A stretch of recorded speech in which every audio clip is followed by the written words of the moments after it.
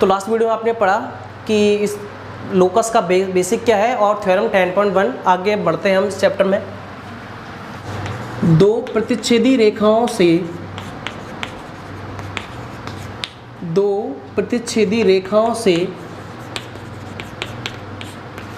समान दूरी पर स्थित बिंदुओं का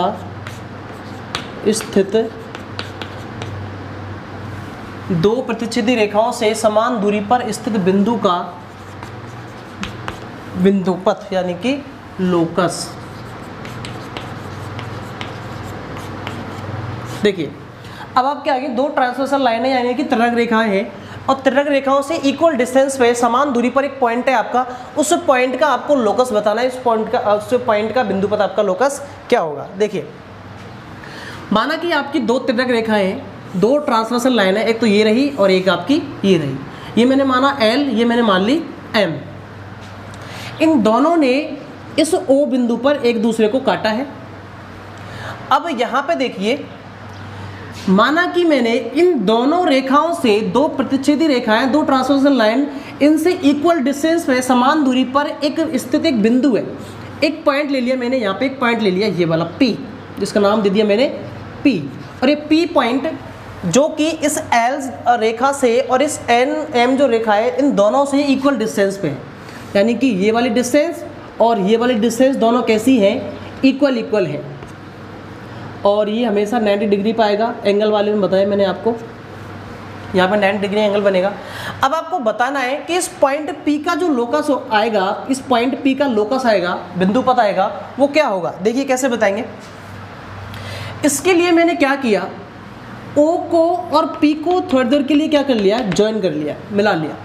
O को P से मिला लिया और मिलाने के बाद यहाँ मैं नाम दे दूँ LM हो गए, मैंने XY दे देता हूँ, आप कुछ और दे सकते हैं आपकी इच्छा से। मिलाने के बाद अब यहाँ पे दो ट्रायंगल बन गए, एक तो ये बन गया ट्रायंगल OXP और दूसरा ट्रायंगल बन गया आपका OYP।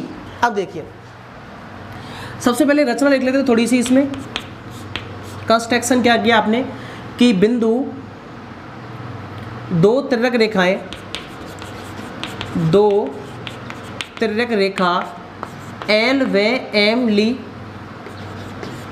तथा दोनों से समान दूरी पर एक पॉइंट P लिया, एक बिंदु P लिया, दोनों से समान दूरी पर एक बिंदु P लिया है।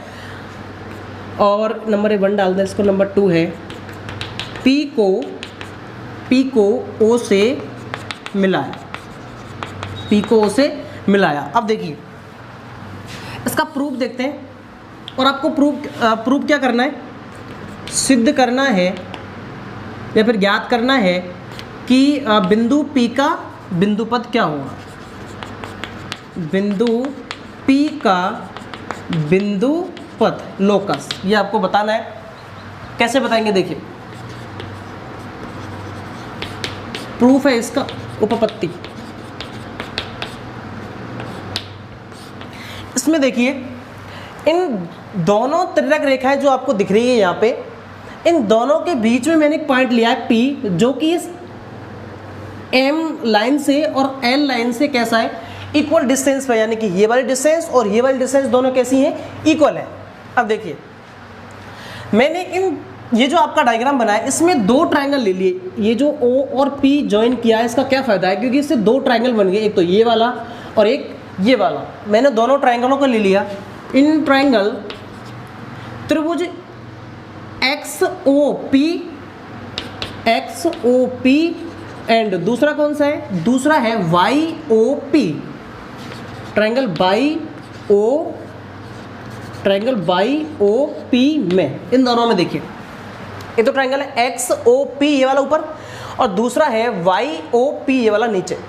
देखिए दोनों ट्रायंगलों में किसी ने ये कहा है कि जो बिंदु P है, बिंदु P वो है L व M से समान दूरी पर, यानी कि इस P बिंदु से ये वाली दूरी और ये वाली दूरी दोनों कैसी हैं, इक्वल हैं। तो इसलिए हम कह सकते हैं यहाँ पे कि XP इक्वल है किसके, YP के। XP इक्वल है YP के, जो कि आपको क्वेश्चन में गिवन है, दिया हुआ है। अच्छा, इसके बाद आ जाइए यहाँ पे, ये जो एंगल होता है वो कितने डिग्री का बनता है, यहाँ पे 90 डिग्री का। इसका नाम दे दीजिए OXP।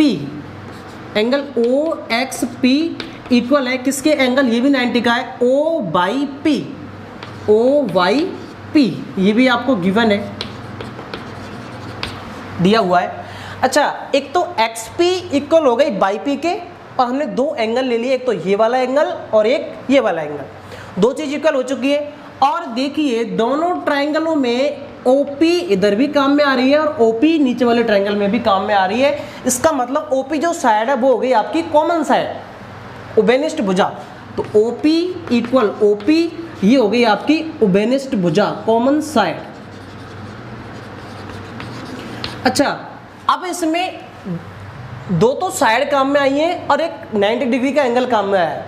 तो इसमें रूल कौन सा लगा, RHS, right angle hypotenuse side, समकोण कर्ण भुजा के नियम से, समकोण कर्ण और भुजा। अच्छा, समकोण 90 डिग्री का एंगल, समकोण के 90 डिग्री के एंगल के जस्ट सामने वाली भुजा, जस्ट अपोजिट साइड जो होती है वो क्या होती है, कर्ण। तो समकोण और कर्ण और एक भुजा काम में आई है, तो भुजा। तो समकोण कर्ण भुजा, RHS रूल से ये जो दोनों ट्रायंगल हैं, दोनों ट्रायंगल ये हो गए आपके कॉन्ग्रेंट यानी कि सर्वांगसम। तो त्रिभुज कौन सा, XOP कॉन्ग्रेंट ट्रायंगल। दूसरा कौन सा है, YOP। दोनों ट्रायंगल कैसे हो गए, कॉन्ग्रेंट हो गए, सर्वांगसम हो गए। और सर्वांगसम जब दोनों ट्रायंगल हो जाते हैं, उनकी बाकी चीजें भी कैसी होंगी, इक्वल।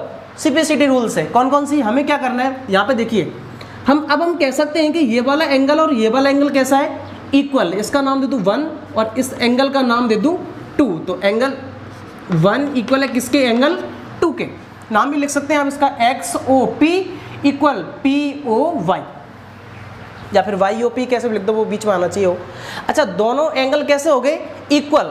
अच्छा, अब हम कह सकते हैं कि ये वाली जो OP साइड है, OP साइड, ये वाला और ये वाला एंगल इक्वल होने की वजह से ये इसके बीचों बीच से होके जा रही है, इसका मतलब ये हो गया। और यदि ये इसके बीच में से होके जा रही है तो XOY, ये जो एंगल आपको दिख रहा है XOY, इस एंगल की ये जो OP साइड है, OP साइड वो हो गई अर्धक यानी कि बाइसेक्टर। तो हम कह सकते हैं कि बिंदु P का जो हमने बिंदु लिया यहाँ पे, बिंदु P का लोकस जो होगा, लोकस बिंदु पथ,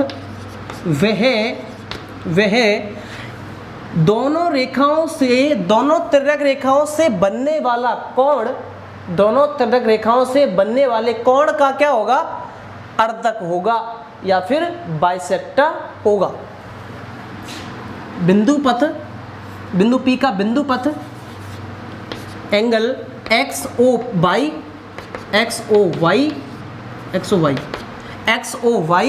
का अर्धक होगा। जैसे मैंने बताया कि एंगल में बताया कि एंगल होता है उसका जो लोकस होता है वो क्या होता है, इसका बाइसेक्टर। सेम वैसे ही ये आपका प्रूव हो चुका है, यहाँ पे नोट कर सकते हैं इसको। ओके, जो 1 नंबर के कुछ क्वेश्चन रह गए उन पे भी एक बार नज़र डाल लेते हैं। माना कि दो समांतर रेखाएं आपकी, एक तो है L और दूसरी है आपकी M। एक अंक का क्वेश्चन आता है इसके जैसा। दो रेखा है, एक रेखा तो है L और एक रेखा है M। और क्वेश्चन ये कह रहा है कि दोनों रेखाएं जो है वो समांतर है यानी कि पैरेलल है। पहले मैंने बात करी दो ट्रांसवर्सल लाइन की यानी कि तिर्यक रेखाओं की, अब हम बात कर रहे हैं दो समांतर रेखाओं की। समांतर रेखाएं जो है पैरेलल लाइन है दोनों, एक का नाम है L, एक का नाम है M। अब हम बात करेंगे इन दोनों रेखाओं का जो लोकस होगा वो क्या होगा। इन दोनों रेखाओं से समान दूरी पर स्थित बिंदु लेंगे हम, क्योंकि लोकस में एक फिक्स्ड कंडीशन लगेगी, समान दूरी की लगे या फिर कुछ और। तो यहाँ पे हम बात करेंगे समान दूरी पर। माना कि एक समान दूरी पर एक बिंदु ले लिए मैंने बहुत सारे, ये सारे बिंदु इधर से और इधर से दोनों तरफ से कैसे हैं, इक्वल डिस्टेंस पर हैं, कहीं से मापे चारों तरफ से समान दूरी पर ही आएंगे।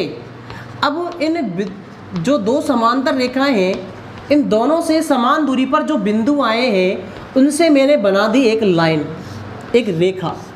और ये जो रेखा होगी, ये जो रेखा आपकी आई है नई रेखा, वो रेखा इन दोनों रेखाओं के समांतर ही होगी।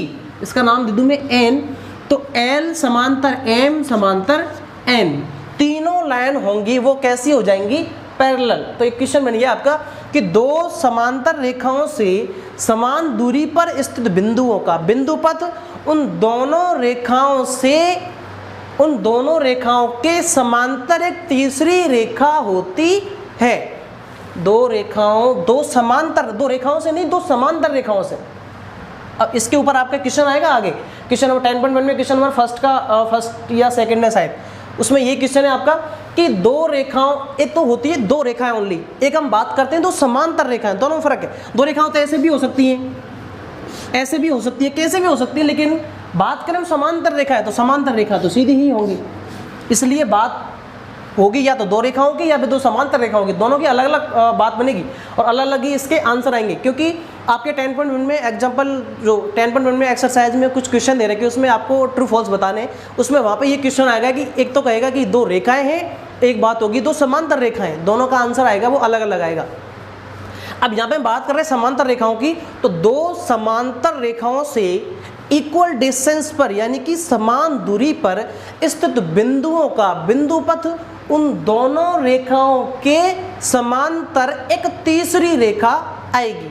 इन दोनों रेखाओं से समान दूरी पर स्थित बिंदु ले रखें, इन बिंदुओं का बिंदुपथ एक तीसरी रेखा होगी जो कि इन दोनों रेखाओं के समांतर यानी कि पैरेलल होगी।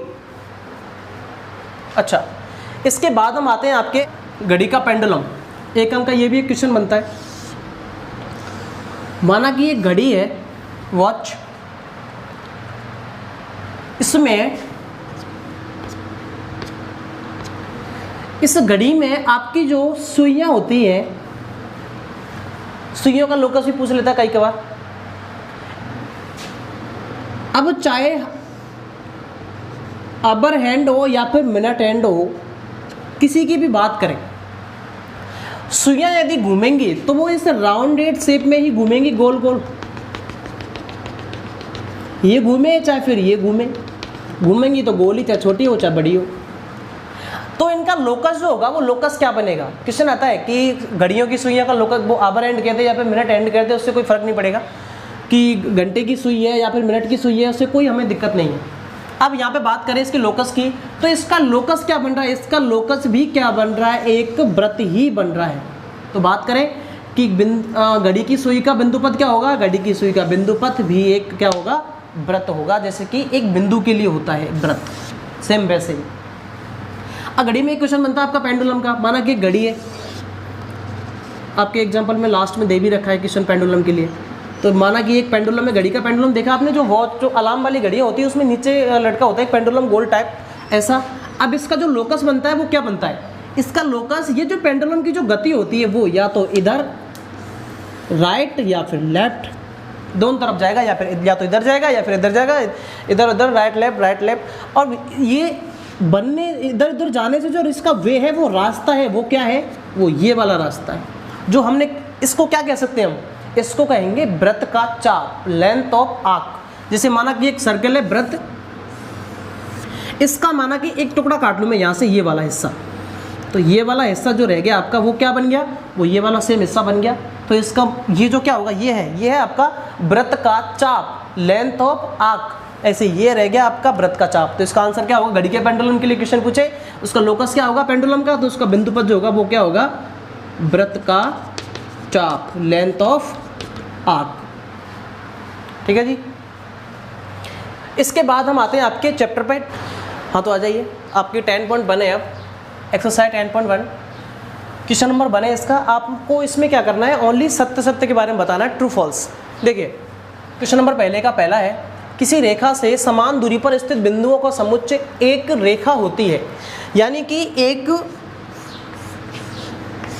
रेखा है, माना कि पहला है आपका एक रेखा है, माना कि ये रेखा, क्वेश्चन ये कह रहा है कि किसी रेखा से समान दूरी पर स्थित बिंदुओं का समुच्चय, माना कि इस रेखा से समान दूरी पर स्थित बिंदु हैं और उनका एक समुच्चय यानी कि एक रेखा है, वह एक रेखा होगी।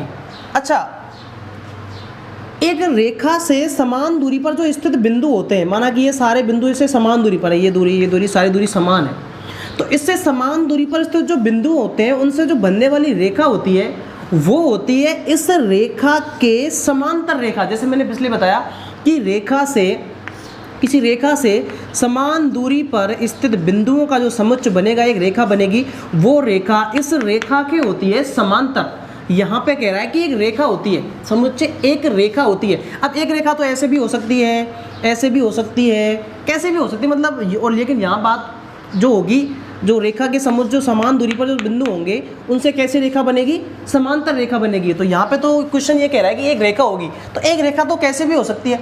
तो यहाँ पे जो कहा गया है जो कि ये कि एक रेखा होगी, ये असत्य है, फॉल्स है। क्यों? क्योंकि यहाँ पे ये कह रहा है कि एक रेखा होगी, जबकि यहाँ पे भी एक रेखा नहीं होगी, वो एक समांतर रेखा होगी। इधर भी हो सकती है, इधर भी हो सकती है, दो रेखा भी हो सकती है, तो इसलिए ये कैसा हो गया, असत्य। आपका क्वेश्चन नंबर दूसरा है, दूसरा पार्ट है इसी का। एक वृत्त उन बिंदुओं का बिंदुपथ होता है जो किसी दिए गए बिंदु से नियत दूरी पर स्थित होते हैं। ये बिल्कुल सत्य है। जैसा कि मैंने जो चैप्टर शुरू कराया उसमें पहले यही बताया था कि माना कि एक बिंदु है, ये रहा एक बिंदु है, इस बिंदु से समान दूरी पर स्थित बिंदु, एक वृत्त उन बिंदुओं का बिंदुपथ है जो किसी बिंदु से, माना कि एक बिंदु है, इस बिंदु से नियत दूरी पर स्थित है, यानी कि बहुत सारे बिंदु हैं जो कि इस बिंदु से नियत दूरी यानी कि समान दूरी, इक्वल डिस्टेंस पर है।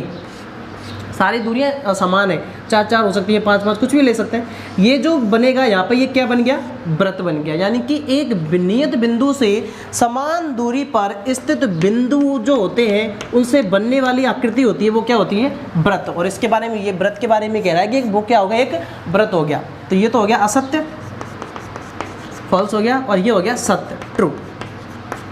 ठीक है जी। आपका थर्ड पार्ट है आपका कि 3 दिए, यहाँ पे आया नहीं तो मैं यहाँ लिख दिया शॉर्ट में, 3 दिए गए बिंदु संरेख तभी होंगे। संरेख मतलब, संरेख यानी कॉलिनियर।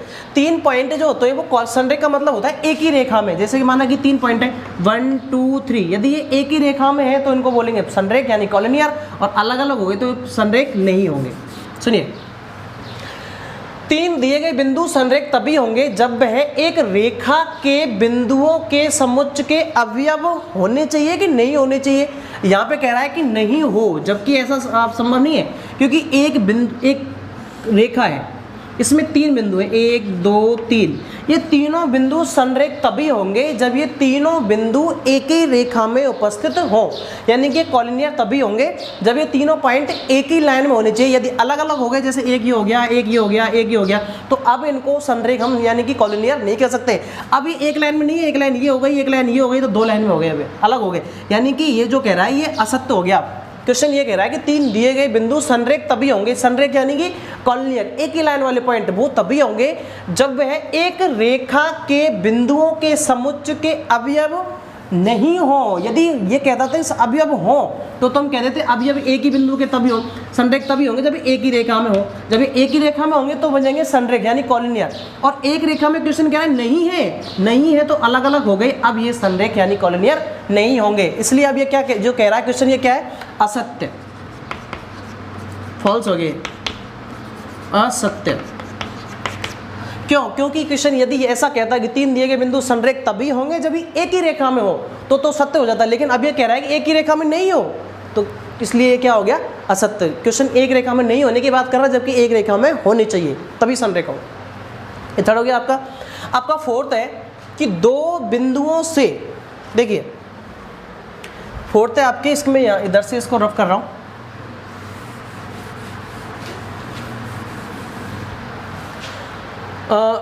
फोर्थ है 2 रेखाओं से समदूरस्थ बिंदुओं का बिंदुपथ उन दोनों रेखाओं के समांतर एक रेखा होती है। अच्छा, 2 रेखाओं से समान दूरी पर, 2 रेखाएं, एक रेखा ये रही और एक रेखा ये रही। अब क्वेश्चन ये कह रहा है दो रेखाओं से समान दूरी पर स्थित बिंदु हैं, माना कि समान दूरी पर स्थित बिंदु मैंने ये ले ली, ये सारे बिंदु इस रेखा से, बहुत सारे बिंदु ले ली मैंने यहाँ पे, ये सारे बिंदु इस रेखा से और इधर वाली रेखा से दोनों तरफ से कैसे समान समान दूरी पर है। अब क्वेश्चन ये कह रहा है कि दो रेखाओं से दूरस्थ बिंदु, समान दूरी पर स्थित बिंदु का बिंदु पद जो होगा वो उन दोनों रेखाओं के समांतर रेखा होगी। यहाँ पे देखिए दोनों रेखाओं की समांतर रेखा कब होगी, ये जो रेखा है, जो बिंदु पद की रेखा आई है, जो बिंदुओं की रेखा आई है, ये रेखा इन दोनों रेखाओं के समांतर तब होगी जब ये वाली रेखा और ये वाली रेखा भी दोनों कैसी हो, समांतर, तभी इनका जो बिंदु पथ आएगा वो इन दोनों के समांतर रेखा आएगी। यदि ये रेखा समांतर नहीं हुई, अलग अलग हो गई, जैसे माना ये की हो गई, ये की हो गई, अब इनसे समान दूरी पर स्थित बिंदु लूँ मैं ये, तो वो क्या होगा, वो इन दोनों रेखाओं से बने कोण का क्या होगा, अर्धक, जैसे कि मैंने त्रिज्यक रेखाओं वाला पढ़ा है, अभी पढ़ाया था इससे पहले। तो यहाँ पे ये जो L समांतर M है, यदि ये दोनों रेखाएं समांतर होंगी तभी ये रेखा इन दोनों रेखाओं के समांतर होगी, अन्यथा नहीं होगी। जबकि यहाँ पे क्वेश्चन ये कह रहा है कि दो रेखाएं हैं ओनली, इसमें ये नहीं कहा है कि समांतर हैं या त्रिज्यक हैं या फिर कैसी हैं। यदि क्वेश्चन ये कहता है कि दो रेखाएं यदि समांतर हैं तो हो जाता है ये ट्रू, यानी कि सत्य। लेकिन यहाँ बात कर रहा है कि समांतर या त्रिज्यक की कोई शर्त नहीं दी इसने, यहाँ पे कह रहा है कि दो रेखाएं ओनली। अब वो समांतर है कैसी है इसका हमें नहीं पता, इसलिए हम पक्का नहीं कह सकते कि ये दोनों रेखाओं के जो समान दूरी पर स्थित जो बिंदु आएंगे उनका बिंदु पथ यदि इसकी समांतर रेखा होगी कि नहीं होगी। यदि क्वेश्चन में समांतर कहता कि दो रेखाएं समांतर हों, अब उनसे समान दूरी पर स्थित बिंदु का बिंदु पथ दोनों के समांतर रेखा आई तो हो जाता सत्य। अब यहाँ पे कुछ कहा नहीं है, इसलिए ये क्या हो गया, असत्य, फॉल्स हो गया। आगे समझ में। इसके बाद बात करते हैं लास्ट जो रह गया आपका पांचवा,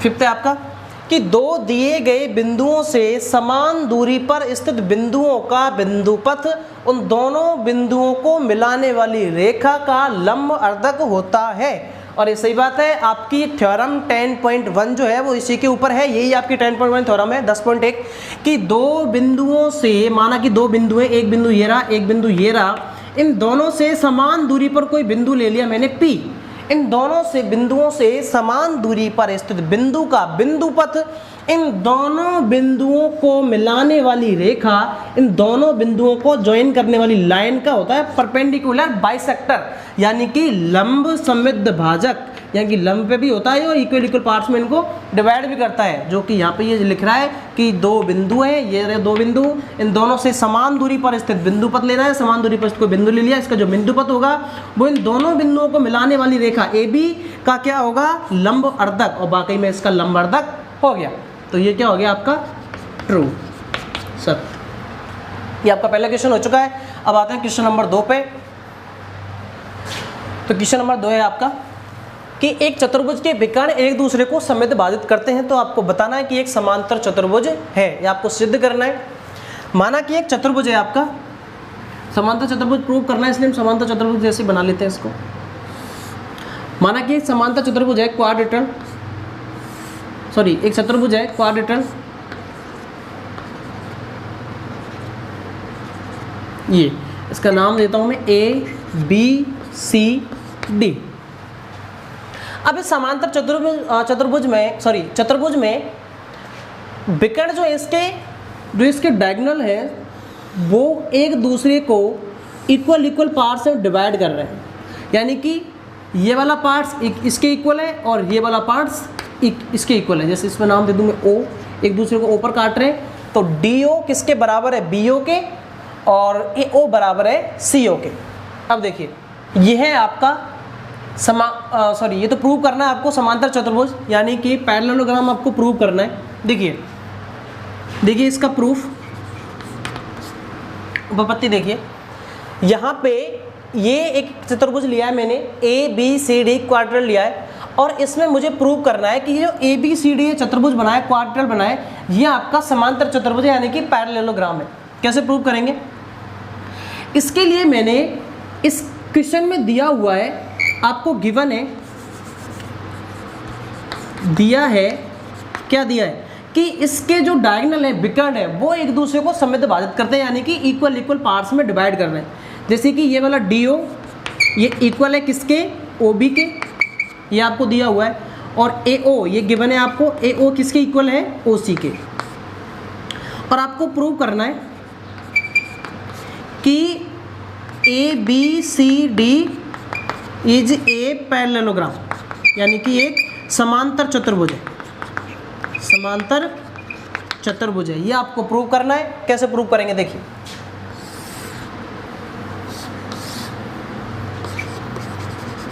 प्रूफ देखिए, इसका प्रूफ है इसका, यहां पे इन विकर्णों के संबद्ध भाजन से दो ट्रायंगल बने, एक तो ये वाला और एक ये वाला।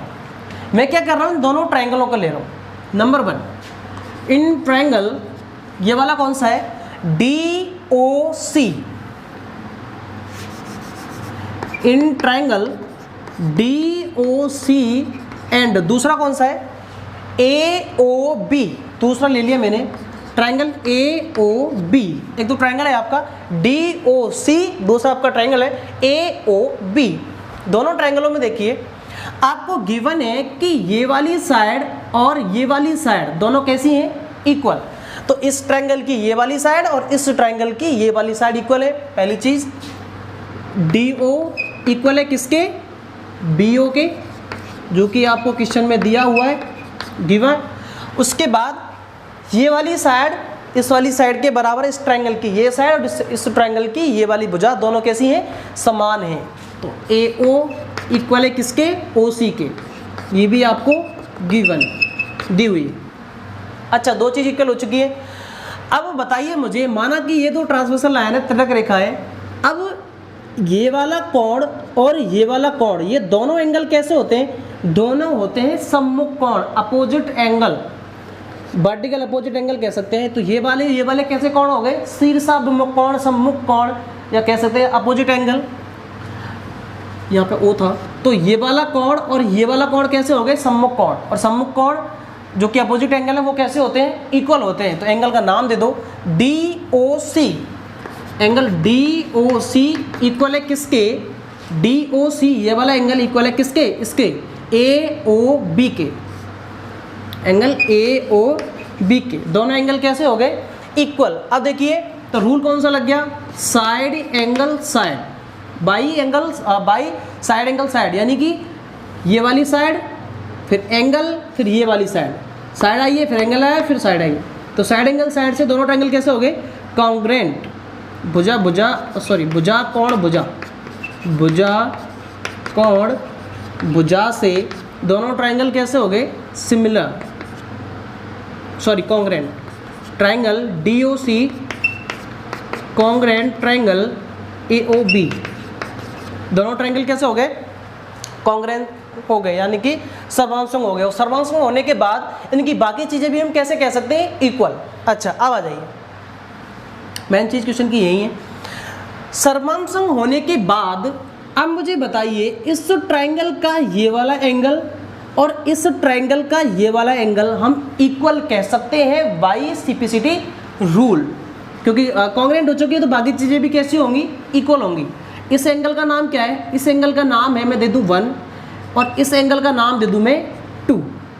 तो एंगल 1 इक्वल है किसके, एंगल 2 के। आप चाहे तो इसके नाम भी लिख सकते हैं DCO, और इसका नाम क्या है, OAB। दोनों कैसे हो गए, इक्वल। एंगल 1 और एंगल 2 कैसे हो गए, इक्वल। अब देखिए, माना कि दो पैरेलल लाइन है, दो समांतर रेखा है, और ये हो गई इसकी ट्रांसवर्सल लाइन, तिर्यक रेखा। अब यहाँ पे ये वाला एंगल और ये वाला एंगल इक्वल हो, ये वाला और ये वाला, जेड में बनने वाले एंगल जो होते हैं आपके, तो ये हो जाएगा आपका एकांतर कोण, यानी कि जेड में बनने वाला कोण हो जाते हैं आपके एकांतर कोण। कब, जब ये वाली और ये वाली दोनों रेखाएं कैसी हो, समांतर हो, पैरेलल हो, तो ये वाले हो गए आपके ये वाला एंगल और ये वाला, इसका नाम दे दो 1, इसका नाम दे दो 2, तो एंगल 1 और 2 ये हो गए आपके एकांतर कोण यानी कि अल्टरनेट एंगल। और अल्टरनेट एंगल जो होते हैं, एकांतर कोण जो होते हैं वो कैसे होते हैं? समान। जेड यदि दो समांतर रेखा है तो जेड में बनने वाले कोण कैसे होते हैं? समान, यानी कि ये वाला एंगल और ये वाला एंगल कैसे हो जाएगा? समान। यदि ये दोनों समान कब होंगे? ये एंगल 1 और एंगल 2 इक्वल समान तभी होंगे जब ये वाली रेखा और ये वाली रेखा दोनों कैसी हो? समांतर हो, यानी कि पैरेलल हो। अब देखिए यहाँ पे एंगल 1 और एंगल 2 कैसा हो गया? इक्वल। एंगल 1 और एंगल 2 कैसा हो गया? इक्वल हो गया। तो देखिए ये वाली लाइन और ये वाली लाइन और ये वाली लाइन, ये देखना एंगल 1 और एंगल 2 दोनों जेड में बनने वाले एंगल है या नहीं? देखिए जेड में बनने वाले एंगल है, तो जेड में बनने वाले एंगल यदि इक्वल हो गए, ये इक्वल कब होंगे? जब ये दोनों लाइन एक दूसरे के कैसे हो? पैरेलल। अतः हम कह सकते हैं ये दोनों जब क्वेश्चन में हमारे इक्वल आए हैं, तो हम यदि ये दोनों इक्वल हैं, ये तभी इक्वल होंगे जब DC पैरेलल हो किसके? AB के, यानी कि DC AB के कैसी हो? समांतर हो। तभी ऐसा होगा कि एंगल 1 और एंगल 2 इक्वल हो जाएं, वरना ये पॉसिबल नहीं होगा, क्योंकि ये जेड में बनने वाले एंगल हैं और ये कैसे कोण हो गए? एकांतर कोण हो गए, अल्टरनेट एंगल हो गए और अल्टरनेट एंगल हो गए। तो ये दोनों रेखाएं जो हैं आपकी DC और AB, ये दोनों कैसी होंगी? समांतर। अच्छा, अब हमने 1 और 2 बराबर कर दिए और दोनों रेखाएं कैसी हो गई? समांतर। ऐसे ही में ये वाला एंगल और ये वाला एंगल कैसे? यहाँ पे लिख देता हूँ by CPCT rule, corresponding part of congruent triangle. इसके बाद यदि दोनों ट्रायंगल कॉन्ग्रुएंट हो जाए तो बाकी चीज़ें भी कैसी हो जाती हैं? इक्वल। इसका मतलब ये है। इसके बाद ये आ जाते हैं DC पैरेलल हो गया AB के। आपने DC और AB दोनों कैसी प्रूव कर ली? पैरेलल, यानी कि समांतर सिद्ध कर ली। अब यहाँ पे देखिए बात करते हैं, इसके बाद जब ये वाले इक्वल हो गए, सेम टू सेम ऐसे ही अब मैं इसी प्रकार अब हम यदि ये वाला और ये वाला ट्रायंगल ले लेते हैं। पहले हमने लिए ये वाला और ये वाला ट्रायंगल। अब यदि मैं इन दोनों ट्रायंगलों को ले लूँ, एक तो ये वाला और एक ये वाला, जो कि आपको दिख रहे होंगे सामने। इन दोनों ट्रायंगलों में देखिए ये वाली साइड किसके बराबर है? इसके। पहली चीज़, ये वाली साइड किसके बराबर है? इसके। दूसरी चीज, इन दोनों ट्रायंगलों की बात हो रही है। इसमें इस वाले ट्रायंगल में ये वाली साइड और इस ट्रायंगल में ये वाली साइड एक दूसरे के इक्वल है। अच्छा, इस ट्रायंगल में ये वाली साइड और इस ट्रायंगल में ये वाली साइड, ये दोनों इक्वल है। दो चीज। और ये वाला एंगल और ये वाला एंगल कैसे हो गए? अपोजिट एंगल, यानी कि समकोण। और ये भी दोनों कैसे हो जाएंगे? बराबर। अब ये बराबर होने के बाद, इक्वल होने के बाद, साइड एंगल साइड से ये दोनों ट्रायंगल भी कैसे हो जाएंगे? कॉन्ग्रुएंट, यानी कि सर्वांशुंग हो गए। और सर्वांशुंग हो गए तो हम कह सकते हैं कि इसका ये वाला एंगल और इसका ये वाला एंगल दोनों कैसे हो जाएंगे? इक्वल, बाई CPCT से। और यदि ये वाला एंगल और ये वाला एंगल इक्वल हो जाएंगे तो हम कह सकते हैं ये दोनों एंगल कैसे बन रहे हैं? जेड में बनने वाले एंगल हैं। और जेड में यदि एंगल बन रहे हैं तो AD साइड और BC साइड ये दोनों कैसी हो जाएंगी? फिर से पैरेलल, यहाँ के जैसा, यानी कि समांतर हो जाएंगी। अतः हम कह सकते हैं, जैसे हम एक बार कर लिया तो दोबारा करने की जरूरत नहीं है, लिख देंगे। इसी प्रकार सिमिलरली AD पैरेलल होगी किसके? BC के। अच्छा, ये वाली साइड इसके पैरेलल है, समांतर है, और ये वाली साइड इसके पैरेलल, इसके समांतर है। यदि किसी चतुर्भुज की आमने सामने की भुजाएं समांतर हो, पैरेलल हो, तो वो क्या होता है? पैरेललोग्राम, यानी कि समांतर चतुर्भुज। अतः हम कह सकते हैं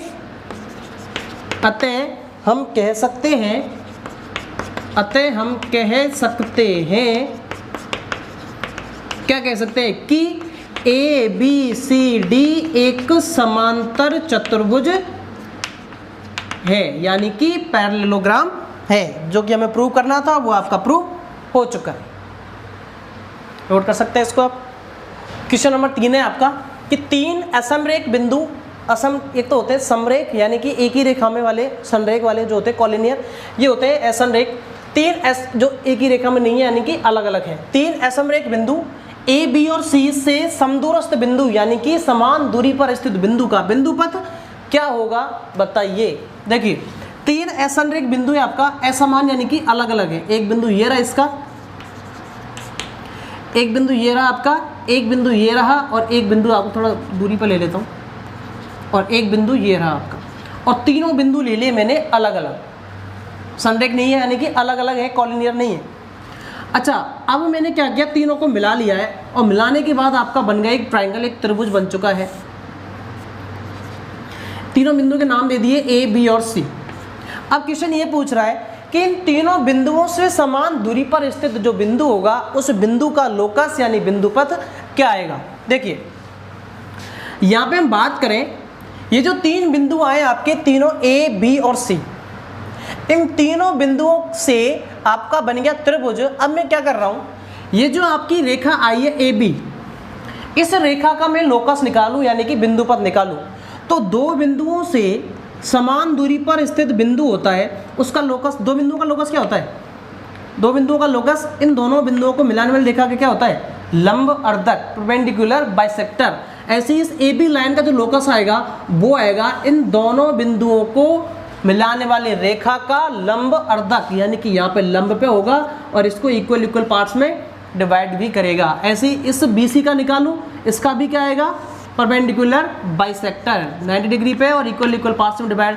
ऐसे AC का निकालूं, वो भी आएगा परपेंडिकुलर बाइसेक्टर, लंब अर्धक, इक्वल इक्वल पार्ट्स में डिवाइड भी करेगा और 90 डिग्री एंगल पे भी होगा। अब इसका ये जो बिंदु आया है, भुजाओं के सममित भाजन से जो ट्रायंगल बनेगा वो इन तीनों बिंदुओं को स्पर्श करते हुए निकलेगा। ऐसे यहाँ पे मैंने एक सर्कल बना दिया है, एक त्रिभुज, जो कि बिंदु ए, बी और सी तीनों को स्पर्श करते हुए निकला है। ऐसे करें। अब ये जो वृत्त है आपका, इस वृत्त का नाम होगा परिगत वृत्त या बाह्य वृत्त भी कह सकते हैं। और ये जो बिंदु आया है आपका, इसका नाम होगा, ये इस वृत्त का क्या है, सेंटर, परिगत वृत्त यानी कि सर्कम सर्कल। और ये जो बिंदु आया आपका, बिंदु पॉइंट यहाँ पे, इसका जो सेंटर था, इसका सेंटर यानी कि केंद्र इस वृत्त का, वो क्या है, इसका नाम होगा परिकेंद्र यानी कि सर्कम सेंटर। ये आपका सर्कम सर्कल, ये आपका सर्कम सेंटर, परिकेंद्र। तो क्वेश्चन ये पूछ रहा है कि 3 असमरेख बिंदु जो हो गए, ABC अलग अलग हो गए, उनका जो समदूरस्थ बिंदु यानी कि समान दूरी पर स्थित बिंदु, ये जो बिंदु है आपका वो A से, B से और C से, तीनों से कैसा है, इक्वल डिस्टेंस पर है यानी कि समान दूरी पर है। अब इसका जो बिंदु पथ आया है वो क्या आया है, परिकेंद्र, परिकेंद्र यानी कि सर्कम सेंटर। ये इसका आंसर है। अब चाहो तो लिख सकते हो यहाँ पे, ऐसे नाम दे दो O, तो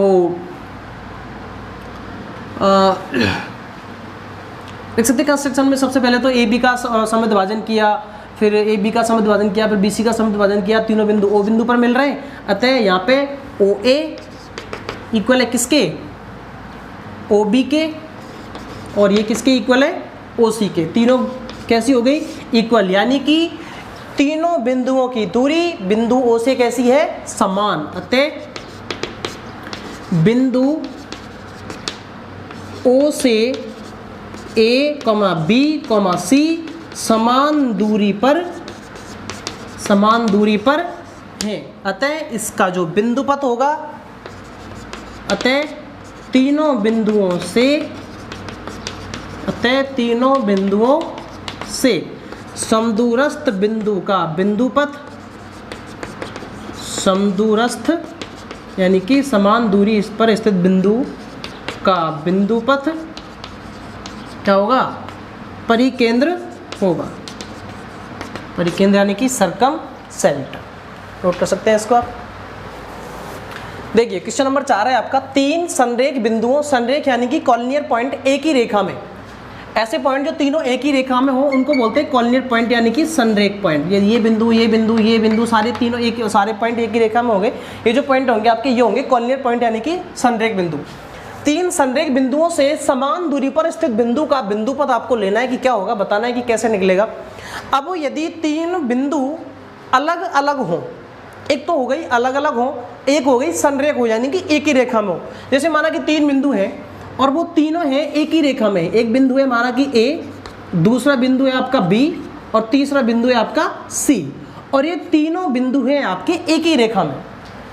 अब यहाँ पे देखिए 3 बिंदु एक रेखा में हो गए और हमें लेना है यहाँ पे 3 बिंदुओं से समदूरस्थ बिंदु, यानी कि समान दूरी पर स्थित क्या कर रखना है, एक बिंदु लेना है। जैसे माना कि 3 बिंदु ऐसे होते, संरेख नहीं होते, अलग अलग होते, जैसे कि थर्ड क्वेश्चन में पढ़ा ऐसे।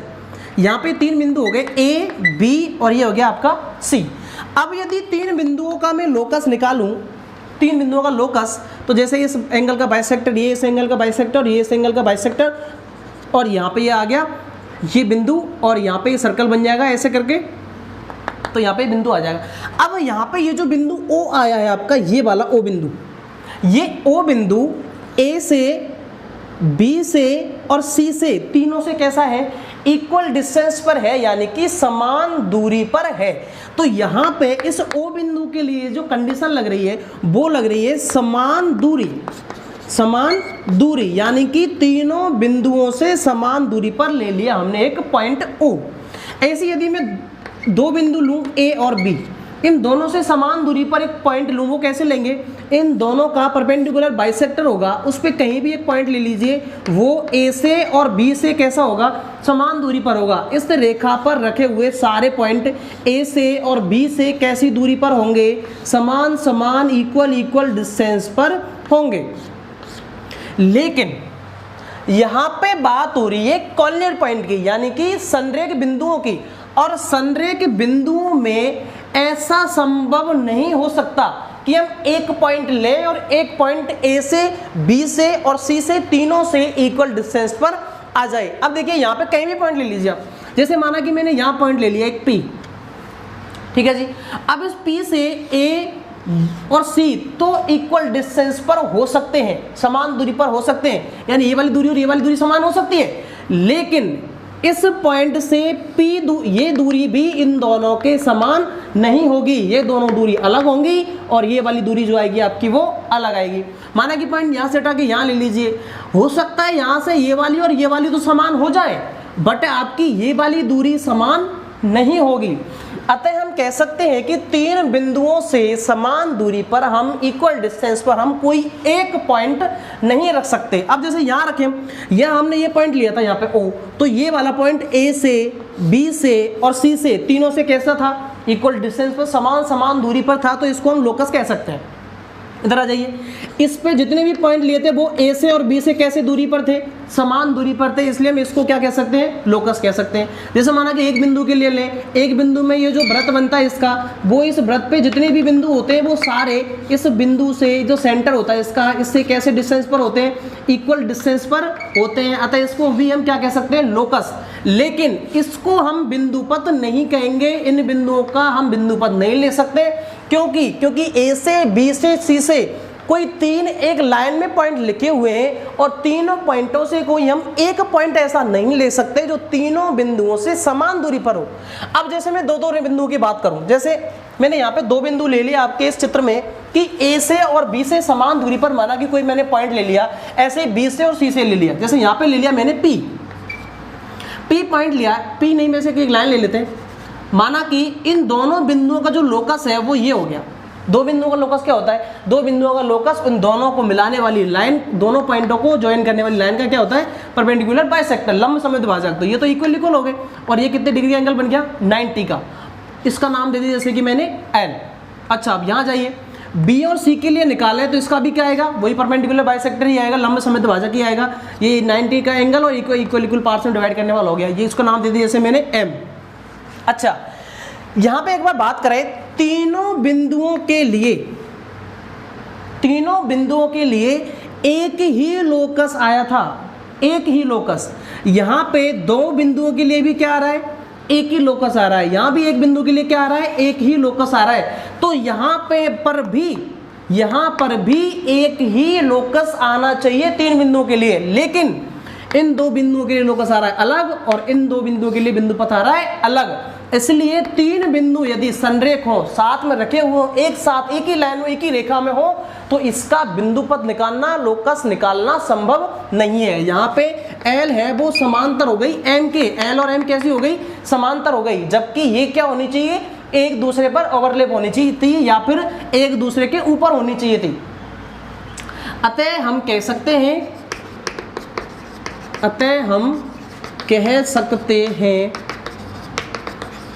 कि तीन बिंदु यदि संरेख हो, कॉलिनियर हो, संरेख हो, तो उनका बिंदु पथ निकालना संभव नहीं है। क्यों नहीं है, जो मैंने बता दिया है, संभव नहीं है। क्यों? क्योंकि तीनों बिंदुओं से समान दूरी पर हम कोई एक बिंदु नहीं ले सकते और ना ही इन तीनों बिंदुओं का कोई एक लोकस आएगा। दो बिंदुओं के लिए अलग लोकस और दो बिंदुओं के लिए अलग लोकस। आ गया समझ में? चलो।